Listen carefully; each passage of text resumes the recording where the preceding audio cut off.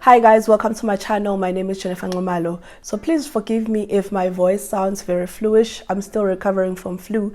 Now the video that I showed before I got sick, it's a video when I was doing my monthly reset, and I did mention that my voice was just giving up on me then, and after that it just went downhill. So I'm still recovering from that flu, so my voice is just not giving the normal Jennifer voice, but just don't mind it. Let's focus more so on the content. On today's video, we're going to be looking at some of the reasons why you've been applying in government, however you've just been met with silence. So let's say, for instance, you've been applying, you are constant when it comes to checking your DPSA, you are constant when it comes to putting out your CVs, and you make sure that your CV is proper, it sells you, it clearly shows how you qualify for the job. However, you've just been met with silence. And so in today's video, we're going to be talking about some of the reasons that you just have to keep in mind so that you don't feel so bad whenever you are met with silence, because everyone does get that. Even myself, whenever I'm applying, I do get met with silence. And I've learned to understand that something is just beyond my control. It's not really so that I don't have maybe the skills for the job, but maybe it's something else. So I'm just going to be sharing some of those reasons with you, and I'm hoping that they're going to assist you as you are applying, and also to make sure that you don't get discouraged very easily. So the reason why maybe you've been applying in government and you haven't been hearing anything is that you filled the wrong Z83. Now, if you do not know, in 2021, I think they actually published a new Z83 which you can find on DPSA. When you go to the DPSA website, you have to use that Z83, the one that actually has initial at the bottom. If it doesn't have initial at the bottom, then it's not the right Z83, it's the old one. So whenever you're applying and you use the old Z83, they're not going to consider you outright. You're not even going to go in the list of people that applied. Make sure that you fill in the right Z83. The second one is that you did not represent yourself well in the CV. Now, I did a full video regarding how to find a job in government, how to write a CV, how to ace an interview. Please go back to those videos. I'm going to link them on the description down below. If you don't know where the description box is, I'm just going to explain it under this title of the video, under the bottom, under the title of this video, there's actually more. When you click more, that is the description box. So that is where I'm going to link all those videos. Now, I will suggest that you go and watch those videos. So if you happen that you applied for the job, but then you are constantly using, generic CVs where you apply, you use the same CV for this job, whenever applying, you just have a standard CV. That's the wrong way to go about applying.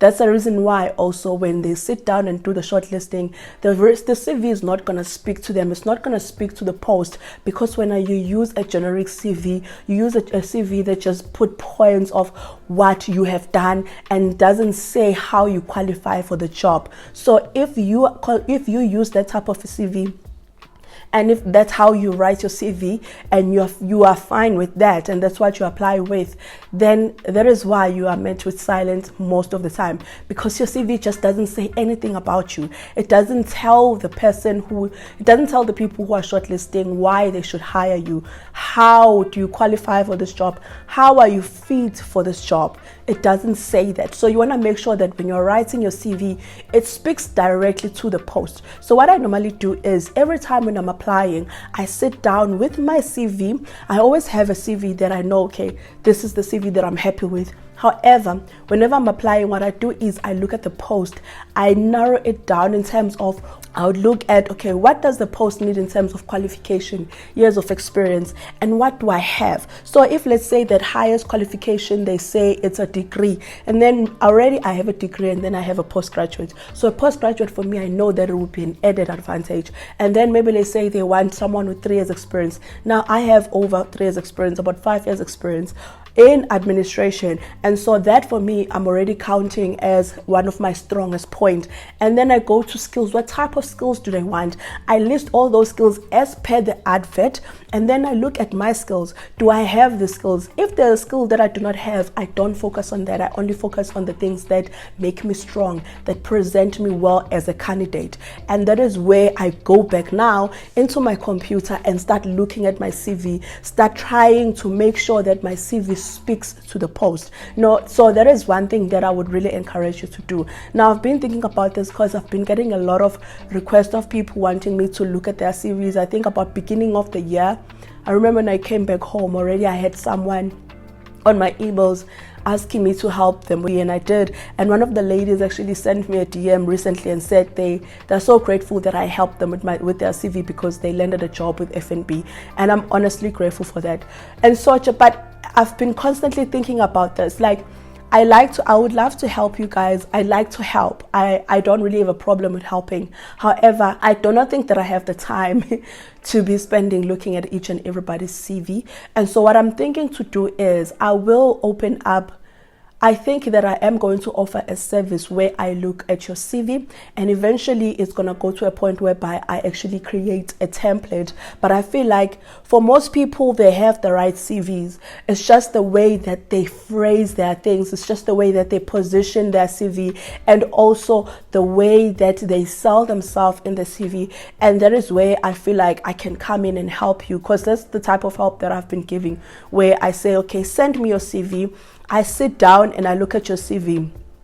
From there, I already see the things that, okay, they're unnecessary. So I will just note those things for you. And then I'll also tell you the things that you should add, or things that you should, more so prioritize.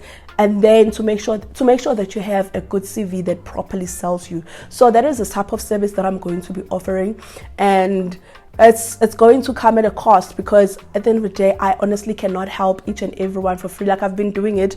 I think I've helped maybe about 8 people already who have sent me their CVs, and I've looked at them thoroughly. And what I use track changes, and then I will suggest things and tell you to take out these things, why you should take out this, and why you should add this. And so if you feel that you need that type of service, you need someone to look at your CV, do let me know. You can drop me an email. I'm also going to leave it on the description down below. You can just drop me an email, and then I'll look at your CV. However, I'm going to charge for that. But the charge is, I will communicate with you guys. It's not going to be something exorbitant, because at the end of the day, I understand that people are looking for jobs. Many of the people that watch my videos, some are employed, some they're still looking for jobs, and I wouldn't expect you guys to pay a lot of money for this. And I don't think it's a type of service that you should be paying a lot of money for anyway. But I feel like it's just the right thing to do, that for my time I am compensated, so that I don't feel like I'm drained, So if you need someone to help you with your CV, as I said, drop me an email, and then we'll talk about the price. But the price for now, I'm not sure about how much, but we'll talk about the price. If you're comfortable with it, we'll go ahead with it. If you're not, then it's fine. But I feel like eventually, when I do create the templates, it will be slightly lower than the price where I actually look at your CV and edit it myself, because the template is just something that you can use. However, templates, if you don't understand how to write a CV and how to phrase your sentences, then it's not really going to help you much.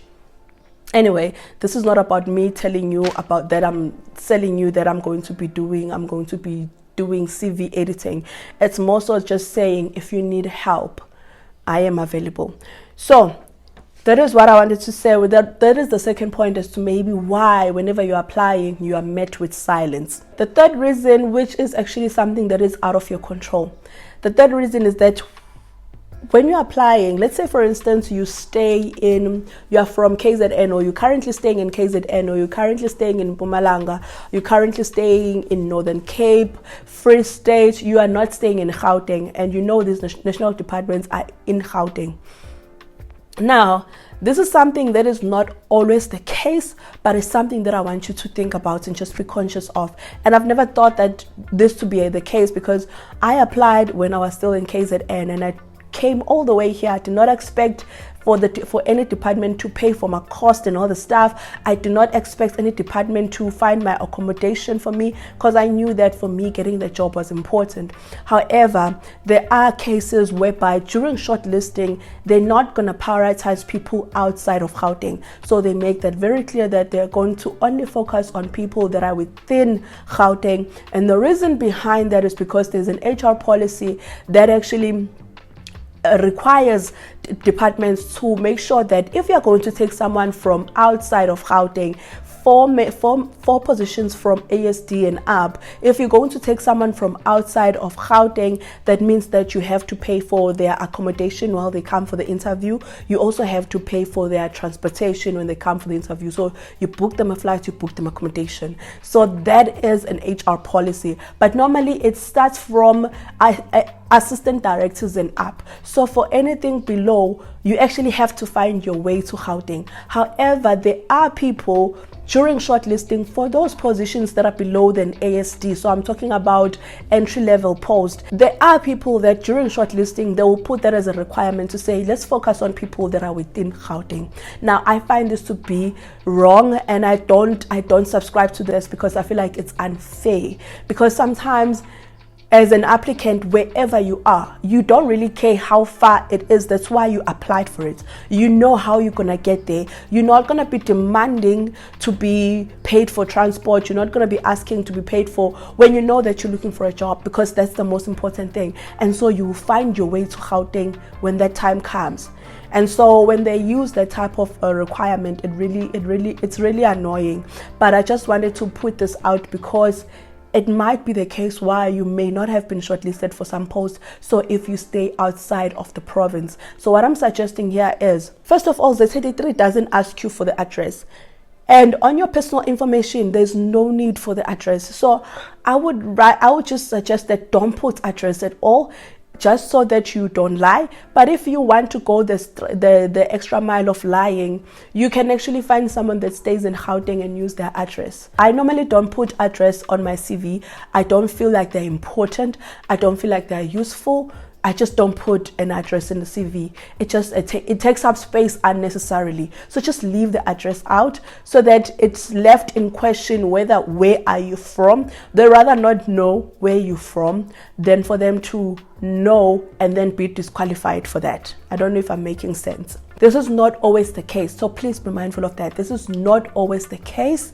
But you may never know, because you are not there when they're shortlisting, So just so that you know that, okay, you are not disqualified for something that makes no sense, just do that part. Another reason why you've always been met with silence whenever you're applying is that 95% of the time it's not your fault. And why do I say that? Whenever you're applying for entry-level posts, trust me, there are a lot of people that apply for those posts as well because they feel like they can qualify as well. So in order to make sure that they get the right people, they have to narrow down everything. And so you have to make sure that you fill in the right Z83. You make sure that your CV sells you properly. You make sure that all the points when it comes to your side, you are ticking the boxes in terms of how you qualified. So if the post says it wants someone with matric, someone with 1 to 2 years experience, someone that has these type of skills, you want to make sure that when you're applying, you tick all of those and you even have additional, because then from there you make it to the first list. Now, if you make it to the first list, then it comes to the part of shortlisting. Now, if you don't get shortlisted there, please don't beat yourself over, because there's just a lot of people that applied. There are a lot of people that have qualifications now. There are a lot of people that don't have the qualifications, but there are also posts for people that just have matric. However, there are even posts for people that don't even have matric. However, there is a vast number of those people, and everyone feels like they qualify for those posts, and so many people will apply. And so if you don't get a call for such posts, don't beat yourself over, because you just have to be mindful of how many people applied for those posts. It's not that your application got lost somewhere. It's just that you were just not the people that were selected.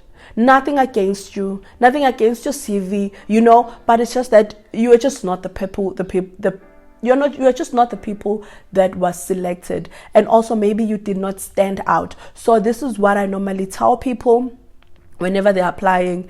And obviously if I share it here, more people are going to start doing it. It's just that it's nicer when few people do it. But I don't care because, I don't care anyway. I'm going to share this with you.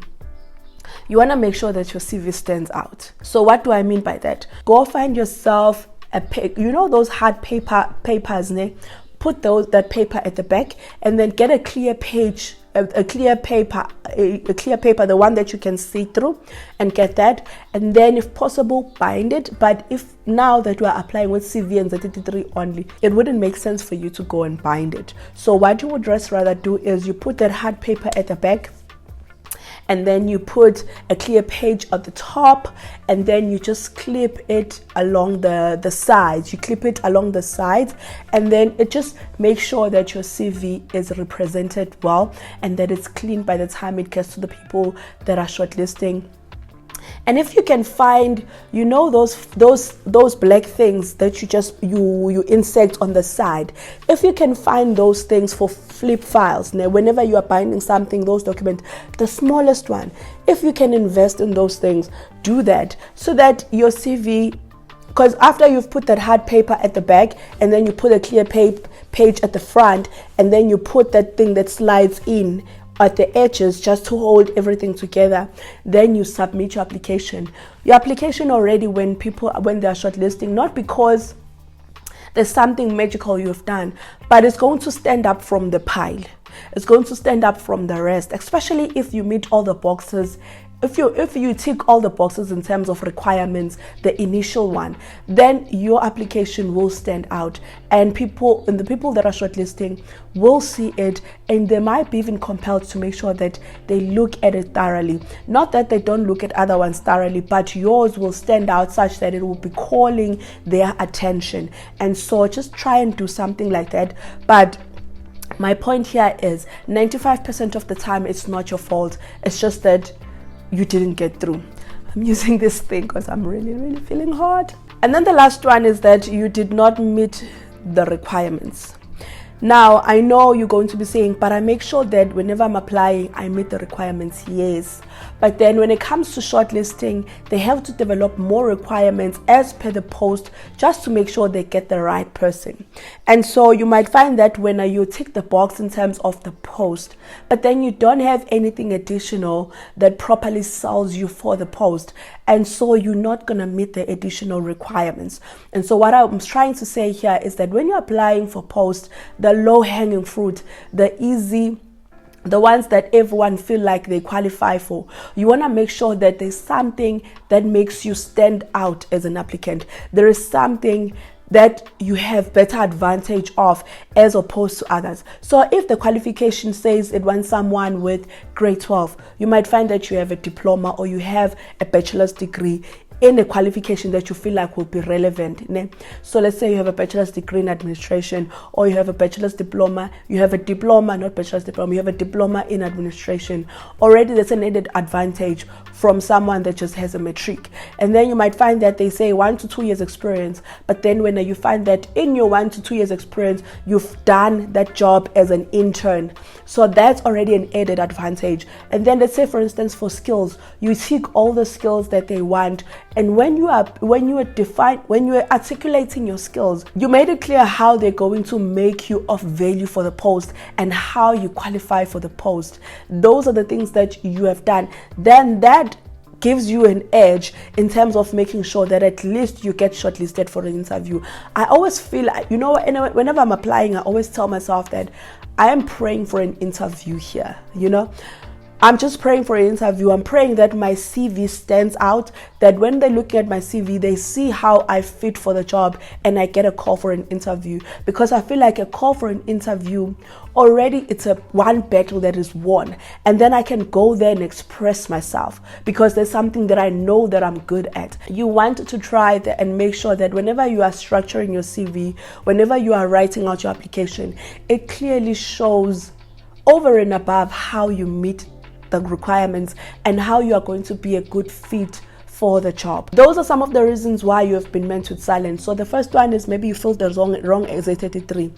The second one is that you put the physical address of where you are. Don't put the address unnecessary.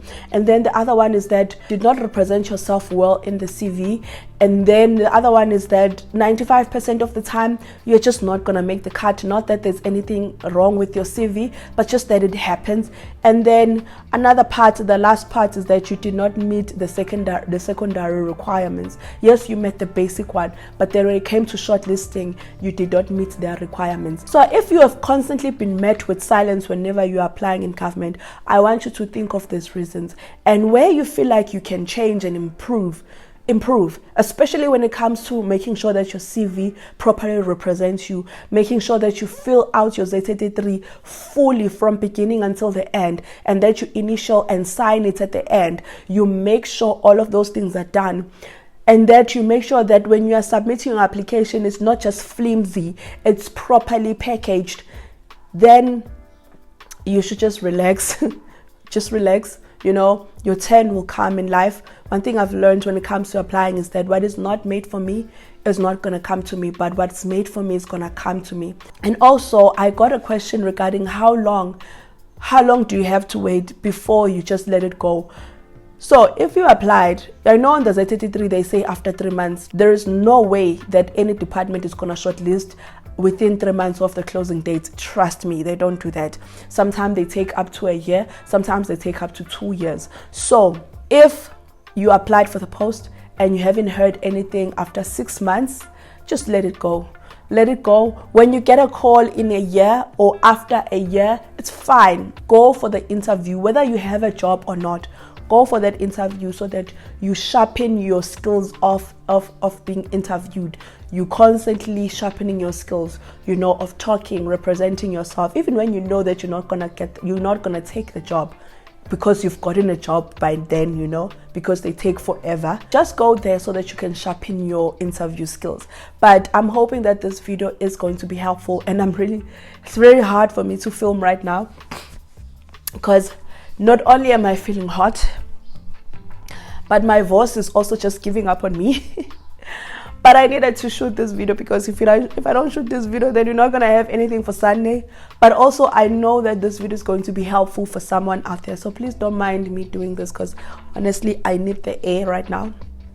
So I'm hoping that you guys I'm hoping that you guys found this video helpful, and that is going to just bring some insights. And as I said, if you feel that you need help when it comes to structuring your CV, properly representing yourself whenever you're applying, please, you can contact me. But as I said, it will come at a price. Now I'm not gonna offer those skills of mine for free because of the number of requests that I've been getting. So with that being said, I'll see you on the next one. Please take care and stay safe. Bye.